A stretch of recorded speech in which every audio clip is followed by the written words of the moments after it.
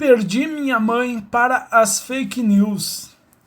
Diz filha após idosa morrer de Covid. Site UOL Notícias traz mais informações.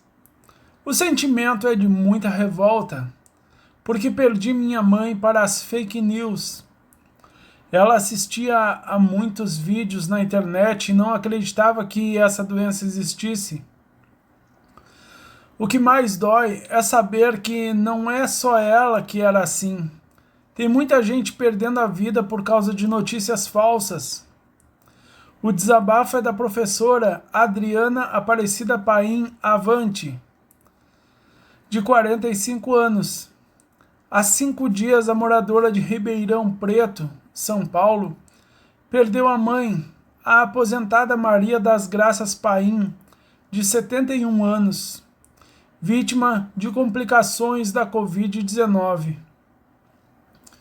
Segundo a professora, a idosa não acreditava na existência do vírus e se recusou a buscar atendimento médico. Infelizmente, quando ela aceitou ir ao hospital, era tarde demais, lembra a professora em entrevista ao UOL. A filha relata que a mãe começou a ter os primeiros sintomas da doença no dia 29 de dezembro. Com dor de garganta e no corpo, Maria das Graças foi alertada pelos filhos que os sintomas eram da Covid-19 e foi orientada pelos familiares a procurar atendimento médico. Durante 10 dias, eu e meu irmão lutamos para levá-la ao hospital e ela não quis ir. Nesse período, ela chegou a nos mandar um áudio dizendo que não ia mais falar com a gente devido a essa insistência. Ela dizia que tudo não passava de uma gripezinha, acrescenta a filha.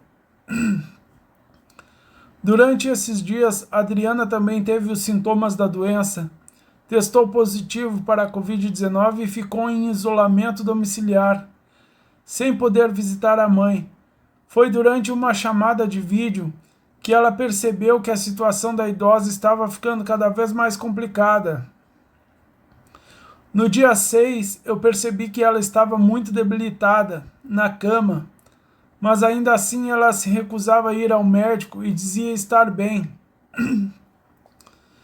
Então eu avisei no grupo da família o que estava acontecendo e todos passaram a pressionar a minha mãe para ela ir ao hospital, conta a professora. 60% do pulmão comprometido. No dia seguinte, Maria das Graças foi levada ao hospital Beneficência Portuguesa pelo filho. Com 60% do pulmão comprometido, a idosa foi internada após algumas horas. Já no dia seguinte, o quadro de saúde se agravou e ela precisou usar máscara de oxigênio para auxiliar na respiração. No dia 10, a idosa entrou na UTI, unidade de terapia intensiva, e foi entubada. Mesmo bastante debilitada, ela entrou no hospital falando que estava indo contra a vontade dela, mas já era tarde. 6 dias depois que ela estava na UTI,